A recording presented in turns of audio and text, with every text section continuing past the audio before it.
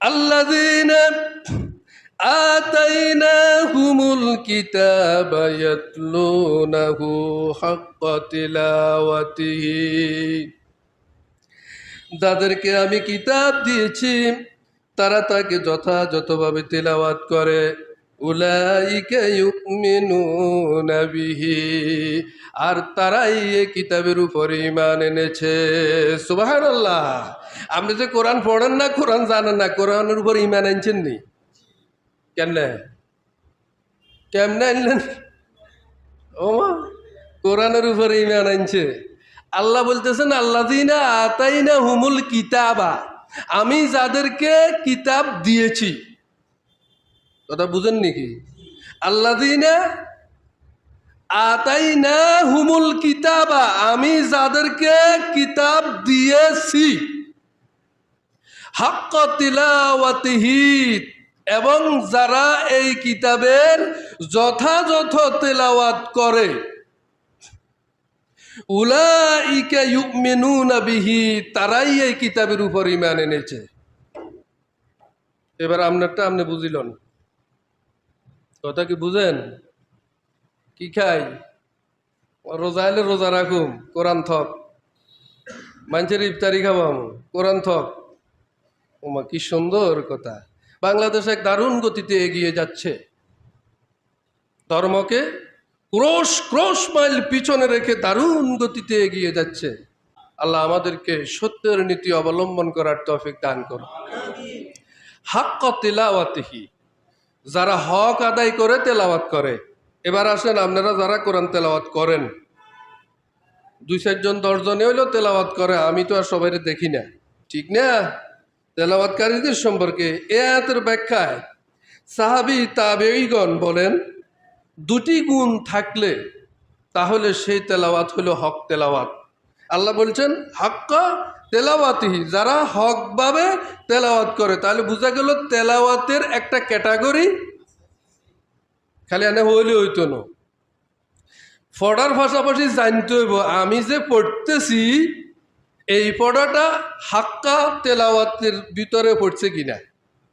আল্লাহ যে বলছে হাক্কা তেলাওয়াতিহি, যারা আসল রূপে তেলাওয়াত করে তাদের আওতাভুক্ত আমি তেলাওয়াতকারী হইতে পারলাম কিনা। ওমর রাদিয়াল্লাহু তাআলা আনহু বলেন,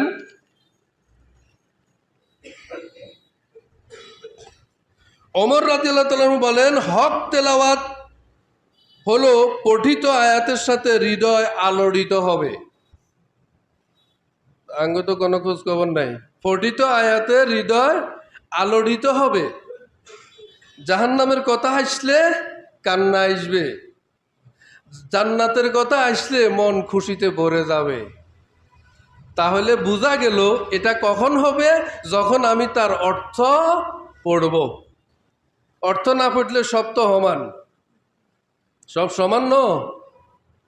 আমরা তো শুধু তেলাওয়াত করে যাচ্ছি, কি কইছে আল্লাহ আমগরে করিবাল্লাহ, এটার সাথে আমাদের কোনো কানেকশন নাই। যুগের পর যুগ চলতেছে, মুখতাসার শুধু আমল তেলাওয়াত। সূরা মুলুক প্রতি রাতে তেলাওয়াত করলে এই সওয়াব পাওয়া যায়। সূরা বাকারার শেষ 2 আয়াত তেলাওয়াত করলে এই ফজিলত পাওয়া যায়।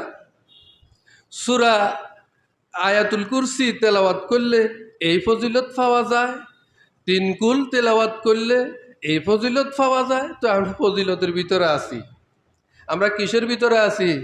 ফজিলতের ভিতরে।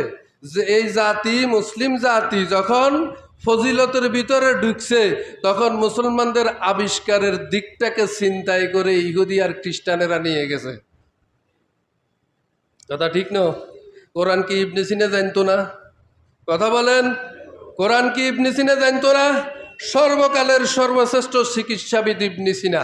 পৃথিবীতে এখনো পর্যন্ত ইবনে সিনার মতো একজন চিকিৎসাবিদের জন্ম হয় নাই এই মুসলমান।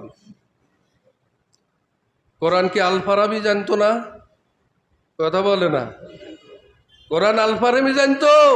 ওমর খৈয়াম জানতো কিনা? আজকে আর ওমর খৈয়াম নাই, কারণ আমরা তো এখন কোরআন পড়ে কিছু করার চিন্তা আমাদের নাই।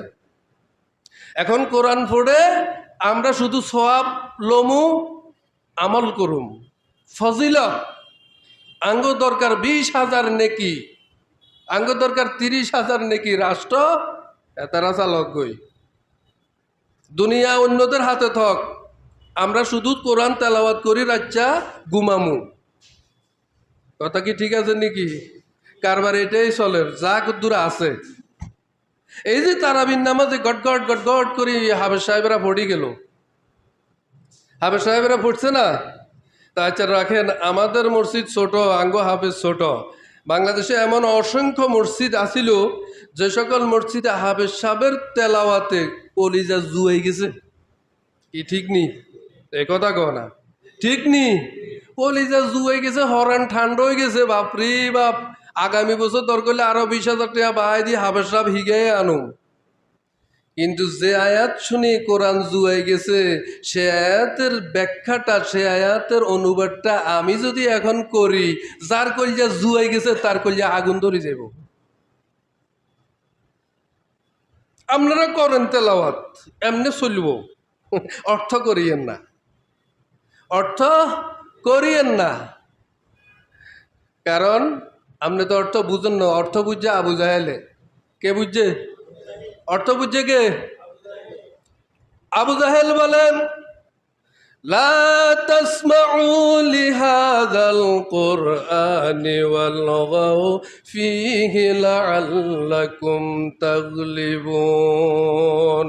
এই আমার সারিন্দা নারিন্দারা, মোহাম্মদ যে কোরআন তেলাওয়াত করে খবরদার তা শুনিও না। লা তাসমাউ লিহাযাল কুরআন, এই কোরআন শুনিও না। ওয়ালগাউ ফীহি, এনে যে ডিল মারো, ইডা মারো, মঞ্চ ভেঙে দাও।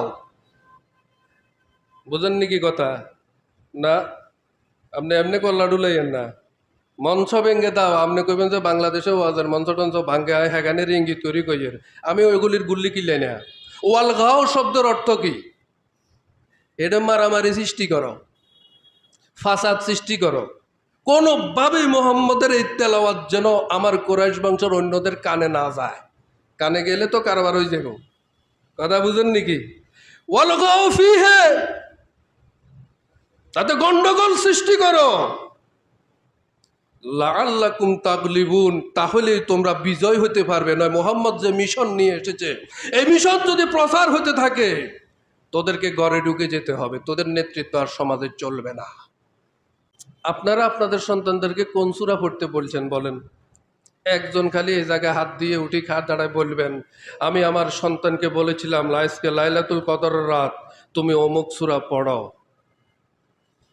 নাই, কোরআন ছেড়ে দিয়ে হাজি সাহেব, কোরআন ছেড়ে দিয়ে নামাজি।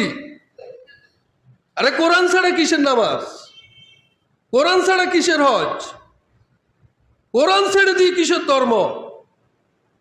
কোরআনের না, কোরআনই তো ধর্ম, কোরআনই ধর্ম,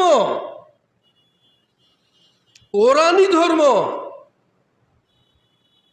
কোরআনকে ছেড়ে দিয়ে মানুষ নামাজ ধরেছে, এই জন্য নামাজি, এদেশের নামাজি সুদে টাকা লাগায়। কোরআন ছেড়ে দিয়ে নামাজ পড়ে, এই জন্য পাক্কা নামাজি ঘুষ খায়। কোরআন ছেড়ে দিয়ে ব্যবসা করে, এই জন্য ওজনে কম দেয়। কোরআনকে দোকানে নিতে পারে নাই। দোকানের ক্যাশে যখন বসেছে তখন এখানে কোরআন ছিল না।